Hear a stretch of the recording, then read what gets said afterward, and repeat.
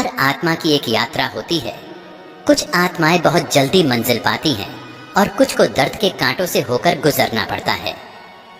यह कहानी है एक यहूदी लड़की की जो ढूंढ रही थी अपने होने का अर्थ, अपने अस्तित्व की शांति।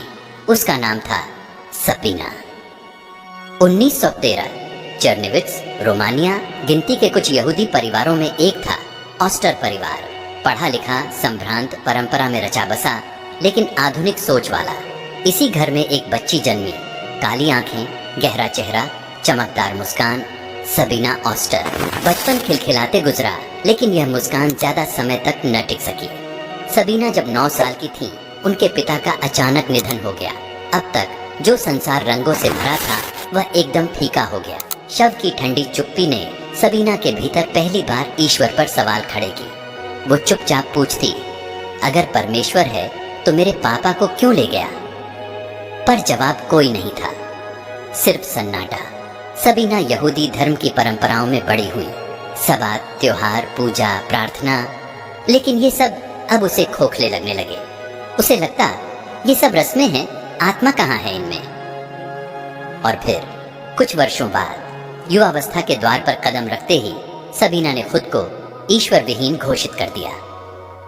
1920 के दशक का यूरोप, युद्ध के बाद पुनर्निर्माण का दौर, नाइट क्लब्स, फैशन, बौद्धिक आंदोलनों का युग। सबीना इस लहर में बहती चली गई। वह उच्च शिक्षा लेती है, पार्टियों में जाती है, दर्शन शास्त्र और मनोविज्ञान पढ़ती है और कहती है, मैं स्वतंत्र हूँ, मैं अपने जीवन की मालिक हूँ। लेकिन एकांत में अक्सर रो पड़ती। मैंने किताबों में उत्तर खोजे, रिश्तों में सुख, पार्टी में आनंद, पर सब क्षणिक था, जैसे बालू की मुट्ठी, जितना पकड़ा और उतना ही फिसला। वो अपने दिन में व्यस्त रहे, पर रात को अकेलेपन से लड़ती। मन में बार बार एक सवाल गूंजता, क्या बस इतना ही है जीवन? क्या सचमुच कोई ईश्वर नहीं है, या मैं जानबूझकर नजरें फेर रही हूँ? और तभी एक सभा में उसकी मुलाकात होती है एक युवक से, रिचर्ड वर्मब्रैंड, शिक्षित, आकर्षक, बुद्धिजीवी और उतना ही खोया हुआ जितनी सबीना। दोनों के विचार मिलते हैं और वाद विवाद आरंभ हो जाता है। दोनों नास्तिक थे, लेकिन दोनों के भीतर कोई चीख रहा था। सबीना बोली, हमने साथ मिलकर ईश्वर का मजाक उड़ाया और फिर धीरे धीरे उसी ईश्वर ने हमारे भीतर दस्तक दी। रिचर्ड एक बार एक वृद्ध जर्मन बढ़ई से मिलता है जो उसे एक नई पुस्तक देता है, बाइबल। रिचर्ड इसे पढ़ता रहता है, फिर शांत हो जाता है। सबीना चकित थी और धीरे धीरे वह भी वही किताब पढ़ने लगती है। और वहां उसने पहली बार यीशु मसीह के बारे में सुना, एक यहूदी जो परमेश्वर का पुत्र कहलाया, जिसने अपने शत्रुओं को भी प्रेम किया और जो क्रूस पर मरा मेरे लिए। जब मैंने यीशु को जाना तो समझा मेरे जीवन की हर पीड़ा का उत्तर वो स्वयं है।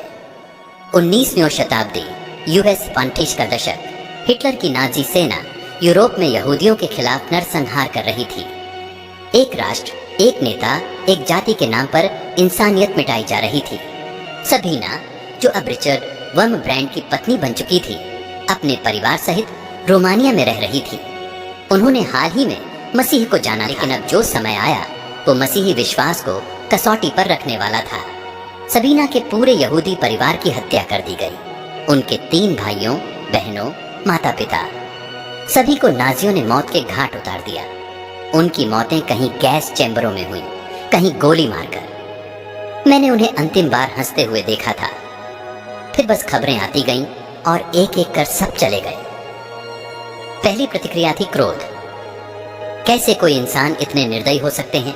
फिर आया प्रश्न, क्या परमेश्वर अब भी देख रहा है? और अंत में आया उत्तर, मसीह ने मेरे लिए मरते समय कहा था, हे पिता, इन्हें क्षमा कर, क्योंकि ये नहीं जानते ये क्या कर रहे हैं। अगर मेरा प्रभु अपने शत्रु सकता है तो क्या मैं नहीं कर सकती? एक दिन सबीना की मुलाकात एक जर्मन अधिकारी से होती है, वही व्यक्ति जो अप्रत्यक्ष रूप से उनके परिवार के कत्लेआम का जिम्मेदार था। उसने सबीना से पूछा, क्या तुम अब भी मुझसे नफरत करती हो, यहूदी महिला? सबीना की आंखों में आंसू थे। उसने कहा, नहीं, मैं तुमसे नफरत नहीं करती, क्योंकि मेरे प्रभु यीशु मसीह ने मुझे क्षमा करना सिखाया है। यह उत्तर उस अधिकारी को तोड़ देता है। वह रोने लगता है। वह क्षण नाजी शासन की क्रूरता के भीतर एक बूंद प्रेम की वर्षा जैसा था, एक रोशनी जो अंधेरे को चीर गई। उस समय सबीना और रिचर्ड यहूदियों और सताए गए लोगों को छिपाकर बचाने लगे।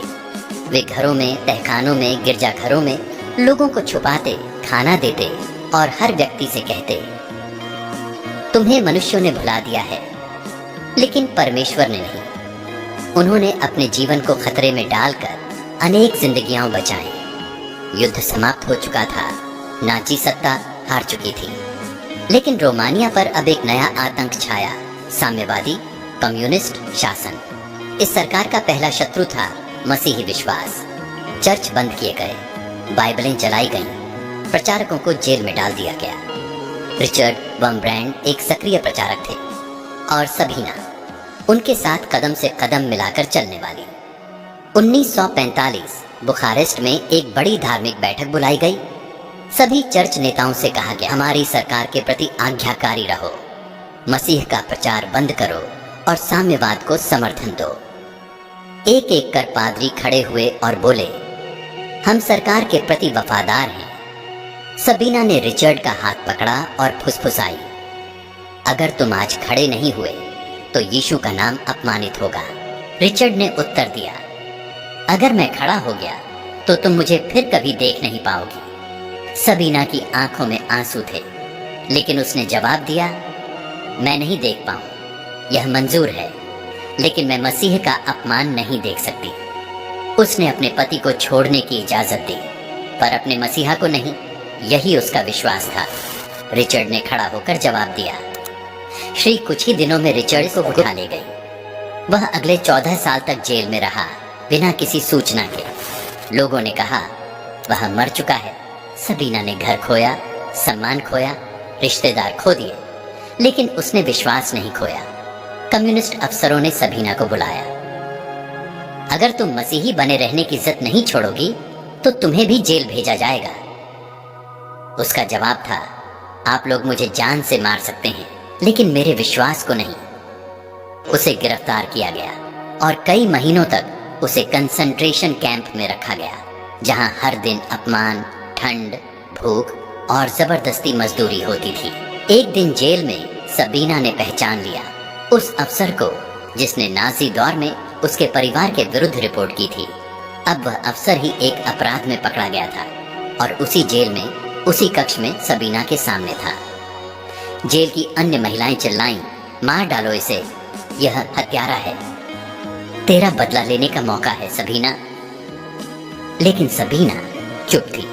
फिर वह उठी और उस अफसर के पास जाकर बोली, अगर मैंने तुझसे नफरत की तो मैं भी तेरे जैसी बन जाऊंगी, पर मसीह ने मुझसे प्रेम किया जब मैं पाप में थी, और उसी प्रेम से मैं तुझे देखती हूँ। उसने चिल्लाकर नहीं बदला लिया, उसने प्रेम से एक पत्थर दिल को पिघला दिया। सच में क्षमा कभी भी कमजोरी नहीं होती, यह परमेश्वर की सबसे बड़ी शक्ति होती है। 1950 के दशक के मध्य में रिचर्ड और सबीना लंबे जेल जीवन के बाद रिहा हुए। शरीर कमजोर था, चेहरे पर उम्र से पहले बुजुर्गी उतर आई थी, लेकिन आंखों में वही ज्वाला, मसीह के लिए जीने की ज्वाला। हम बाहर आ गए, लेकिन लाखों अब भी जेलों में बंद हैं। क्या हम अब चुप बैठ जाएं? 1958 में एक विशेष अंतर्राष्ट्रीय समझौते के तहत वे अमेरिका प्रवास करते हैं।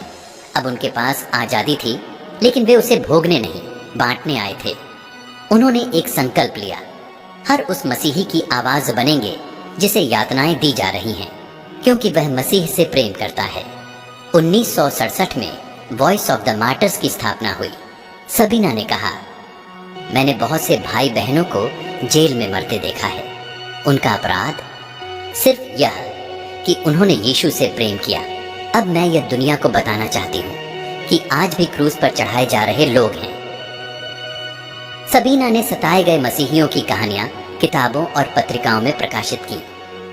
उन्होंने अपील की, आपके पास आजादी है, क्या आप उन लोगों के लिए आवाज उठाएंगे जो आज भी अंधेरे में हैं? और लोग आगे आए, हर महाद्वीप से लोग, हर जाति से, हर चर्च से। सबीना अब सिर्फ रोमानिया की नायिका नहीं थी, वह बन चुकी थी सभी सताए गए विश्वासियों की मां। वह अफ्रीका में उन महिलाओं से मिली जिनके पति मसीह के कारण मारे गए। वह चीन से आए गुप्त चर्च नेताओं से मिली जो भूमिगत सेवकाई करते थे। वह भारत, कोरिया, अफगानिस्तान, पाकिस्तान, हर उस कोने में गई जहां आवाज दबा दी सबीना। कभी खुद अकेली रोई थी, अब लाखों के आंसू पोंछने वाली बन गई थी। यही होती है परमेश्वर की योजना। उनकी लिखी किताबें आज भी अनगिनत लोगों को प्रेरित करती हैं, जैसे the pastors wife, tortured for Christ, Richard द्वारा, और वॉइस ऑफ द मार्टर्स आज भी 70 से ज्यादा देशों में कार्यरत है। 2000 में जब सबीना का निधन हुआ तो उनके अंतिम शब्दों में कोई शिकायत नहीं थी, बस एक वाक्य, yes my God is still alive. हाँ, मेरा परमेश्वर अब भी जीवित है। सबीना वंगब्रैंड, एक स्त्री जिसने अपनों को खोया, अपना देश छोड़ा, अपने शरीर को यातना दी देखी, लेकिन कभी अपना विश्वास नहीं खोया। उसकी कहानी हमें सिखाती है कि सच्चा प्रेम बदले से नहीं, क्षमा से जीतता है। जब कोई पूछे कि क्षमा कैसी दिखती है तो सबीना की आंखों में देखिए। जब कोई पूछे कि मसीह का प्रेम कितना गहरा हो सकता है तो उसके जीवन को पढ़िए। सबीना वुर्मब्रांड ने हमें सिखाया कि यातना को सहा जा सकता है, लेकिन विश्वास को तोड़ा नहीं जा सकता। वो अब हमारे बीच नहीं है, लेकिन उसकी कहानी आज भी आत्माओं को चंगा कर रही है। अगर यह कहानी आपके दिल को छू गई हो तो इसे दूसरों के साथ जरूर साझा करें।